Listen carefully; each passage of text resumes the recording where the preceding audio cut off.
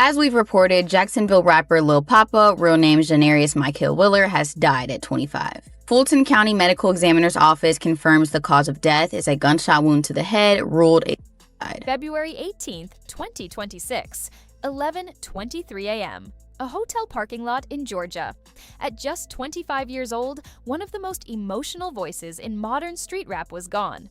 Lil Poppa, born Janarius Wheeler, had survived things most people never experience in a lifetime. A drive-by shooting that killed his closest friends, a lifelong battle with sickle cell anemia, the pressure of carrying his city on his back. But that morning, none of it mattered. The Fulton County Medical Examiner later confirmed the gunshot wound was self-inflicted. Within minutes, social media exploded. Fans were confused. Artists were stunned. Jacksonville froze. The hardest part? Nothing publicly looked out of control. To understand how it reached that point, we have to rewind. Lil Poppa was born on March 18, 2000 in Jacksonville, Florida. At the time, and Jacksonville wasn't known as a rap powerhouse. Atlanta dominated the South. Miami had its club scene. Jacksonville was dealing with crime, poverty, and a developing music culture. Inside a small church, though, a 7-year-old Janarius was already writing raps. His earliest performances weren't about the streets. They were faith-based verses for church programs. That's where he learned rhythm, structure, and confidence on stage. His mother called him Papa growing up. The Lil came later. By age 12, he built a basic recording setup in his bedroom closet. A cheap microphone, a laptop, YouTube tutorials, no engineer, no studio time, just repetition and hunger. As he grew older, Jacksonville's North Side shaped his subject matter.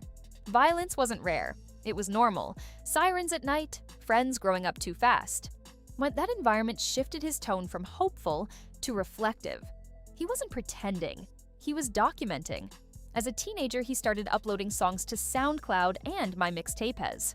The numbers were modest at first, but the comments told a bigger story. Listeners connected to the emotion in his voice. Even before industry attention, he sounded different. He didn't rap like someone chasing attention. He sounded like someone trying to survive. At 18 years old, momentum was building. Local shows were packed. His name carried weight in Jacksonville. It felt like things were finally moving. Then in 2018, everything shifted. A drive-by shooting. Lil Poppa survived. 2 of his closest friends didn't. Survivor's guilt doesn't feel like relief. It feels like confusion. It feels like replaying the moment over and over. At an age when most people are planning college or careers, he was attending funerals. Instead of hiding from the pain, he recorded it. That same year, he released Purple Hearts. The song wasn't aggressive. It wasn't about revenge. It was grief in real time. His voice sounded heavy, honest, unfiltered. The record spread quickly across YouTube and streaming platforms. Hundreds of thousands of plays turned into millions over time. Listeners outside Florida began paying attention. Many said the song helped them process their own losses. Purple Hearts became a turning point. It defined his identity, not as a rapper chasing hype, but as an artist willing to expose his scars. That trauma didn't disappear. It followed him into every project that came after. Long before the shooting, Lil Poppa had been living with sickle cell anemia, a genetic blood disorder affecting around 100,000 Americans. The condition can cause sudden pain crises, hospitalizations, fatigue, and organ complications. For him, it meant unpredictability. One week, he could be recording non-stop. The next, he could be hospitalized with intense pain.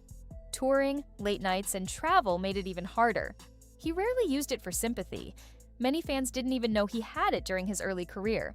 But chronic illness impacts more than the body. It affects mood, sleep, stress levels, and mental resilience. Now combine lifelong illness with the trauma of losing close friends. That weight adds up.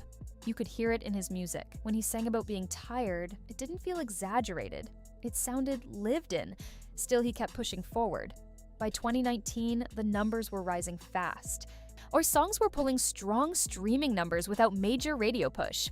In early 2020, he signed with Interscope Records. For an artist who started in a closet studio, that was major. In 2021, he released his debut studio album, Blessed I Guess. The title itself reflected his mindset, gratitude mixed with uncertainty. The project debuted on the Billboard 200. It wasn't a blockbuster debut, but it proved he had a real, loyal fan base. His growth wasn't viral. It was steady. Listeners from Chicago, Atlanta, Texas, and even overseas were tuning in. His fanbase wasn't built on controversy. It was built on connection. That consistency caught the attention of someone powerful. In April 2022, Lil Poppa officially signed with Yo Gotti's collective music group, CMG. Yo Gotti wasn't just a rapper, he was a businessman known for turning street artists into national brands. When he publicly welcomed Poppa into CMG, it signaled belief. Under CMG, production quality improved, marketing expanded, tour opportunities increased. His exposure grew beyond regional recognition.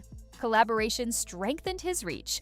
Larger venues followed. Streaming numbers climbed. From the outside, everything looked aligned. Major label backing, strong mentor, loyal fans, growing catalog.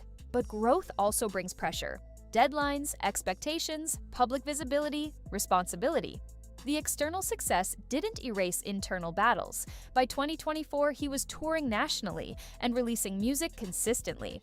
In August 2025, he dropped Almost Normal Again. The title said more than people realized.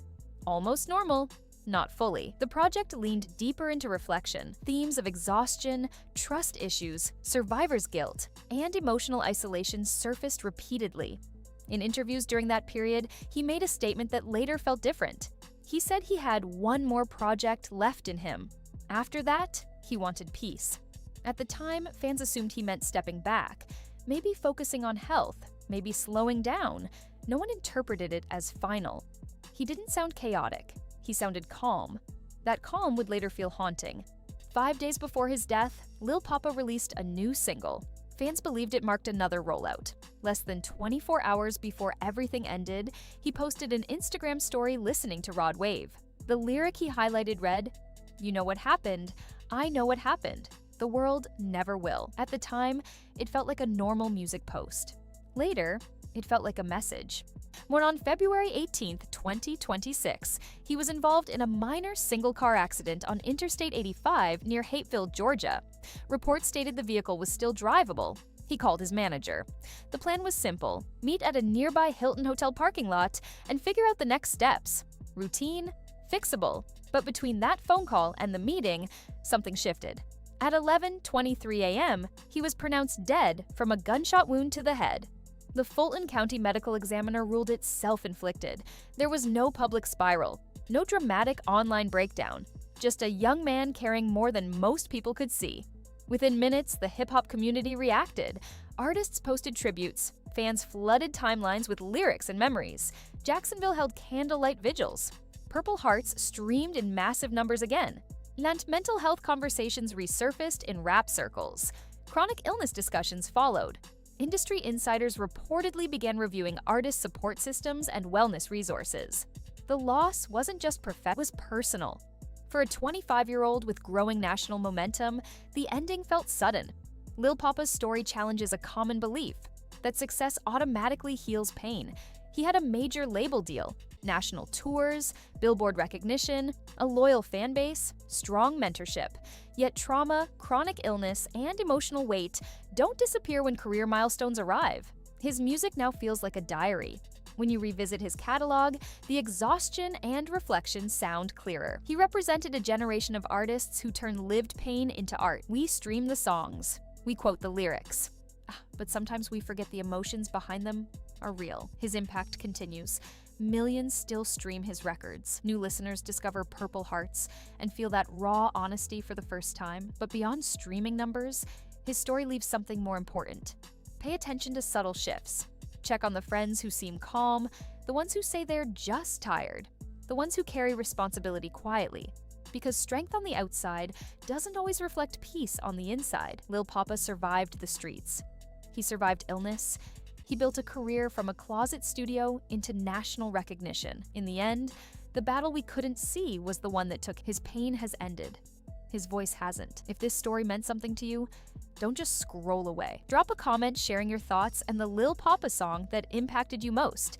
Like this video to support real storytelling and subscribe for more honest breakdowns that go beyond headlines and show the full picture.